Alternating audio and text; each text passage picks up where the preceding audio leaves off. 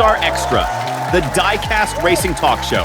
I'm Tom, and I'm joined by Joe and Ruby today as we talk about the highlights from round one of the latest tournament. Stay tuned because later in the show we will be revealing some of the incredible vehicles teams have submitted for testing our obstacle race tournaments and talking about these beautiful majorette diecast car gift packs. Great to be here, Tom, and what an insane start to the tournament.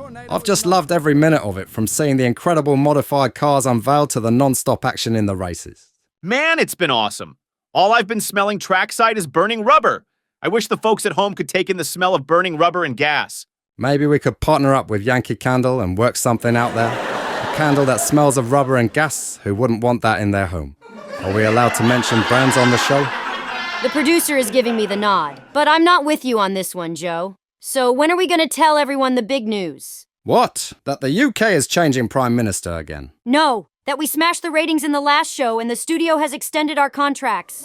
Super excited to be sticking around. Talking of excitement, what was your favorite race moment in round one, Joe? Oh, Christ. It's gotta be that mad overtake that Rex pulled off in Group 1.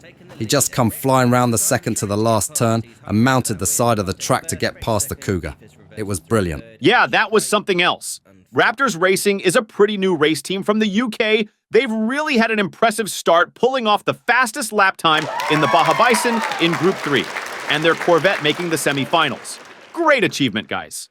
Fantastic. I'd love to see more teams from the UK and Europe racing. It's been great to have so much international interest, particularly from the US, where teams are having to send their cars across the pond in a shipping container. Let's talk about all the crashes we've had in round one. It's been carnage. With the corkscrew track layout, this is going to happen. We've had some of the smaller cars, like the minivan from Essex Boys Racing, struggle to keep it together on the turns, and also some really fast cars like the BMW from Chase Family Racing. I've got to say, though, I think Gravedigger from Chase Family Racing was just hit with bad luck in Group 4. In the first 3 races, he was spun out by a car from behind. The cars were all so fast, they were moving around in close formation for most of the races, so this was a disaster waiting to happen. It was only on the 4th race that Gravedigger came in too fast on the final turn and flew off the track. I think they will smash it in the time trial event after this tournament wraps up. Thanks, Ruby. The time trials are going to be rad. Look at these badass vehicles built by Hardcore Poetic Racing for our new obstacle race tournament concept. Those are incredible, Tom. Yeah, those are frickin' awesome. The construction team will be starting on the new track in the next few weeks, and these cars will be used to test the completed track sections. They will also enter the first tournament, which won't be starting until late summer.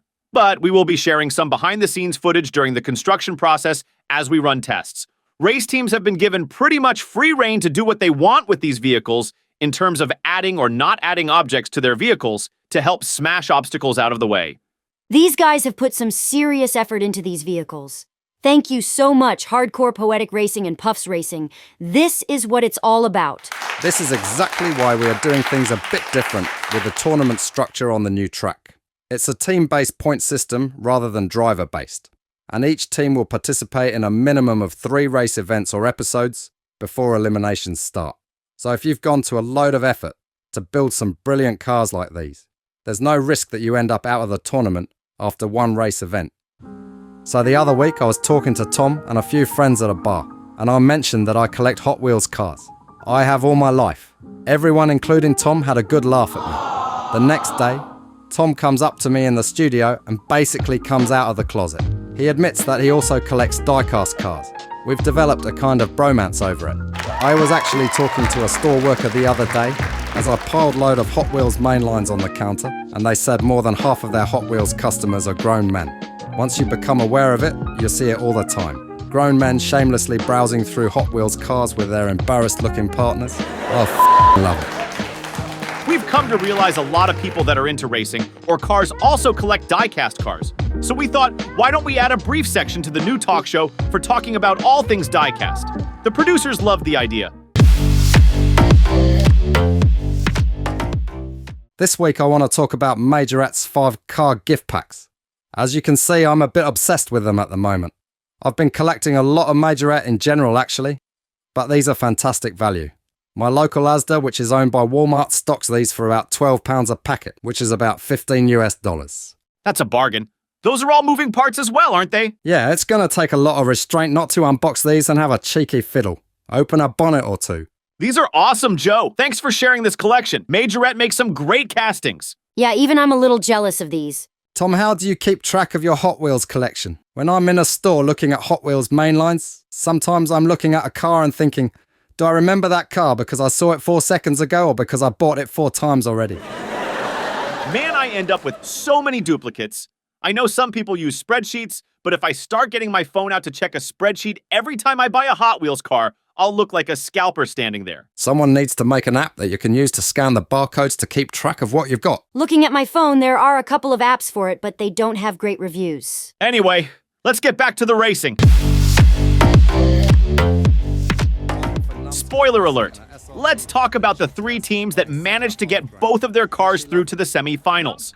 We've got Dog Squab Racing, which is a newer team, and the 2 teams with the most podium finishes worldwide in 2023, Numbskull Racing and Puffs Racing.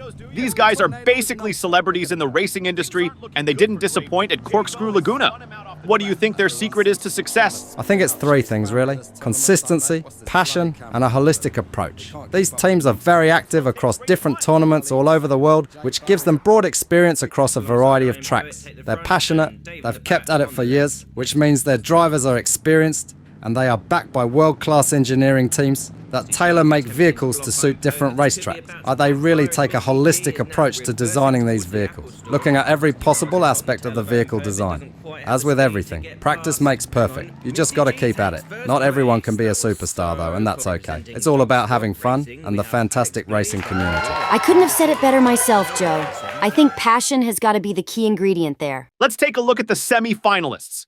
In round 2, Group 1, we have Puff from Puffs Racing, Rex from Raptors Racing, Numbskull from Numbskulls Racing, and J-Bo from Dog Squab Racing. 2 Corvettes, a Viper, and an Audi. Who do you think will go through? Honestly, I couldn't say. I think it will be close. Numbskull and Puff were top of their groups in round 1, but we've seen some impressive racing from Rex and J-Bo. Looking at Group 2, again, Misty G and Numbskull were top of their groups. It's pretty likely that we will see at least one Numbskull and Puffs Racing driver in the final, but anything can happen. I'd like to see Dog Squab Racing and either Rex or Milestone Racing secure a place too. Should we have a little bet? 100 in each. Winner takes all. My wife says I can't gamble anymore. Oh, have a laugh, Tom.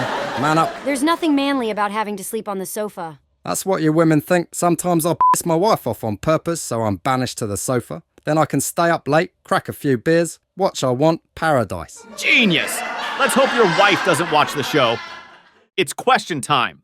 Comment your questions and any preference on which one of us answers, and we will pick some to respond to in the next show. The first question we have is from an audience member for Joe. Joe, what do you do if you are in the toy store looking through a recently restocked rack of Hot Wheels cars and you notice a kid standing behind you waiting to get to the cars? Do you move aside for the kid? Hell no. I'm not giving up a freshly stocked Hot Wheels rack for no one. Not even my own son. What sort of example does that teach him anyway? That he can just get whatever he wants. Joe, what happened to it being all about passion? Poor kid. Another question just in from Karen in the audience for Joe. Joe, how do you sleep at night? Oh, I sleep just fine after a successful treasure hunt. Even I've nicked a car out someone else's shopping cart when they weren't looking. You snooze, you lose. Tom, we have a question for you from an anonymous audience member.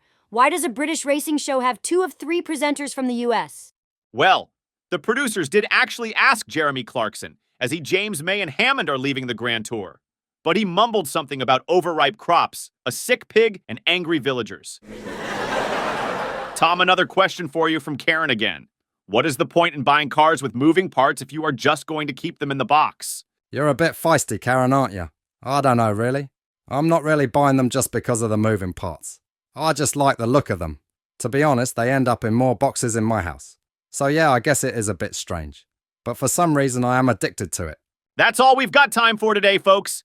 Thanks for watching XR Extra, and make sure you like the video, comment, and subscribe to XR Diecast Racing so you don't miss the next one. See you in round 2.